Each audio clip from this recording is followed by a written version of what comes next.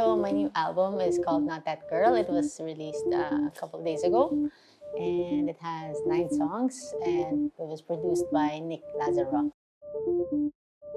This album started with just Nick and myself wanting to collaborate on something. Like it was gonna be just maybe one song, but then by the time he finished the first song, it's like I really liked the direction and what he did. So, yun nga, sabi ko nga, I couldn't really imagine myself parang going back from this, like going back and release something just like I did before. So, sabi ko I can't like go back. We gotta keep going. So, yun. So we kept making songs.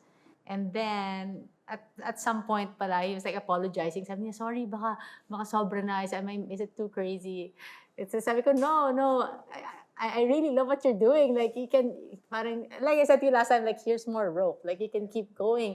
Take it further, right? Yeah, and then at some point, like maybe 5 songs in or something like that, I was like, I learned about his that he had a metal band when he was in high school or something like that, when he was a teen. And ayun lang, parang somewhere there, sabi ko, Nick, we have to have a metal song in this album. Yeah. So yun. Yeah, and then, syempre hindi ako well-versed naman sa genre na yun kahit na I like it. You know, so I wrote something on an acoustic guitar. Tapos, yun, pinadala ko sa kanya. Sabi ko, make it metal. And he did. And then, yeah, then there's another one that wasn't really intentionally like that. Like, I just sent it to him, and then he also made that metal. So, yeah, so we have two. It was written from life experience. So, parang nagkaroon na rin siya ng kwento.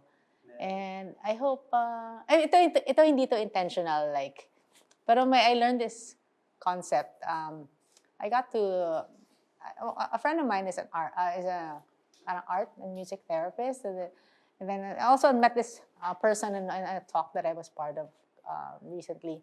Ganun din, parang they use like art and music for therapy, you know.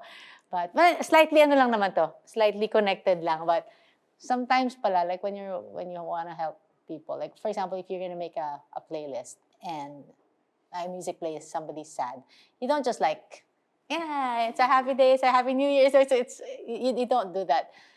But you can actually like make a playlist where they feel like they have somebody with them. You're walking with them first through the dark time, you know. So parang ganun siya yung playlist.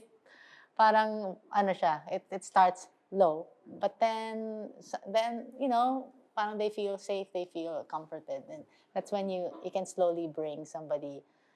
Sa dulo mo na ilalagay yung mga celebration. Sa last song mo na ilalagay yun. You know, all that to say na kahit na hindi siya intentional, but I'm hoping that the album somehow will take somebody on that journey as well. Like kahit na through the hard times, pero there's hope, there's healing in it. Because yun din yung experience ko.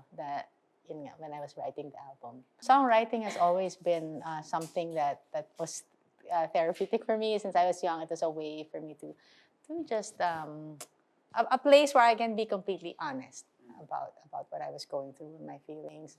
Because I always say I can just anyway tell people na it's not about me or this is just fiction. You know, I just made this up, parang ganun. But actually in that moment, I feel like sinasabi ko lang lahat. Saka ko naisipin kung isi-share ko ba to, you know. It helped me really process, and like there's a song there called How to Weep. It was the second song. So I was still in the hardest moments maybe of my journey at the time when I wrote it. I wrote that because I didn't know what else to do. Like I didn't know how else to change the situation or how I was feeling. You know, the feeling where you want to cry, just because, you know, crying always feels good after, right? It's like you want to just get it out.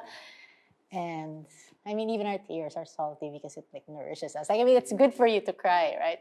But it was at that moment also that I couldn't cry. It's like I'm gonna try to write a song just to find some comfort and find some clarity, hopefully. So I wrote that song it's called How to Weep because I didn't know how to weep at the time.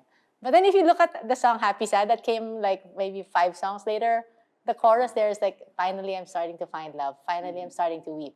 It's actually connected to that song. Like it was like things were starting to get better. And I finally got to let things out and yeah, by that song. I got this pen. Oh yeah, no, it's not angry. But it is like yeah, it's like pwede ka bang manggigil sa, about your friendships. Yeah, I mean, like I would, talk to my friends. I would, yeah, and my heart would breathe. It's really physical already. Like tell them I just have exploding like how I'm feeling. With these friendships that we have. So yeah. Pwede yun.